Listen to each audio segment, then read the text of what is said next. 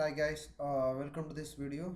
This is Dr.M.MOORTHI, working as Assistant Professor in the Department of Automobile Engineering, SNS College of Technology, Coimbatore. So this is a continuation video to the last lecture series.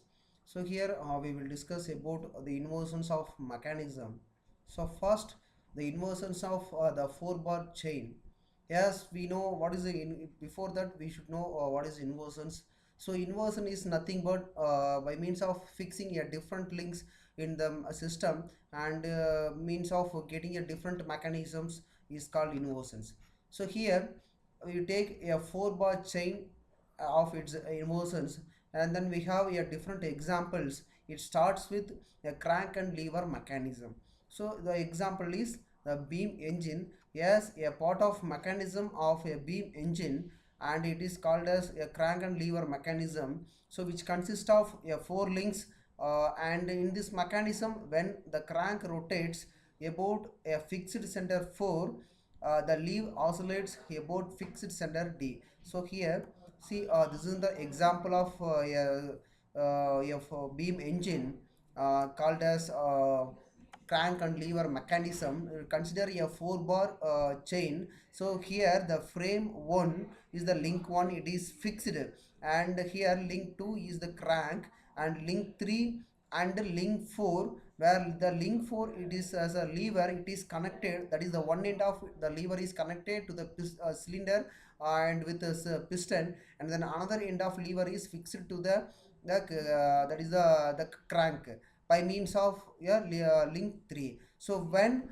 the crank rotates about the fixed axis A, and based on its revolution, and then the crank that is the lever is move the rotation of I mean the movement of the lever is moving up and down. So based on this rotation of this crank, this piston will move up and down, so we inside the cylinder. So this is an example of crank and lever mechanism and with a beam engine. So see here, when the crank rotates about a fixed center A, the lever oscillates about a fixed center D.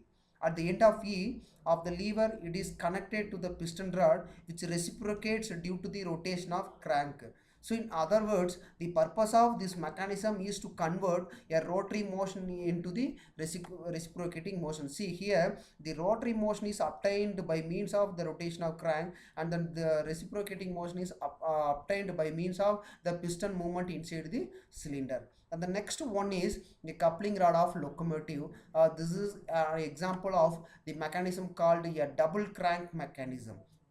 So see here the diagram, it is the example for the double crank mechanism, coupling rod of locomotive. See here, it's a two wheel, it is connected by means of link 1 and link 3, and then here in this mechanism is converted this rotary motion of this lever, I mean the rotary motion of this wheel is converted into the linear motion. So that linear motion is obtained by the movement of wheel in the linear direction. So here the mechanism of a connecting rod of a locomotive is an example for the double crank mechanism, which consists of 4 links. It is represented in the figure, and in this mechanism the links A, D and BC, and it have an equal length. So here the link AB and link CD both having an equal length, and crank ADE and then BC and these two have as equal length. So by means of this rotation, sorry, see here, and act as a crank and are connected to the respective wheel. So here the link CD act as a coupling rod, and link AB is fixed in order to maintain a constant center to center distance between them. So this mechanism is meant for transmitting rotary motion from one wheel to the another wheel. So this is the this is an example for double crank mechanism. So here the rotary motion of this one wheel is transmitted to the another wheel, and after this we will get the linear motion. So next one is a watt indicator mechanism. So this is an example for a double lever mechanism. So see this diagram here. Initially link A, B and E, and this is the one lever, and then another lever is BFD. So this double lever is connected to a cylinder called a indicator cylinder.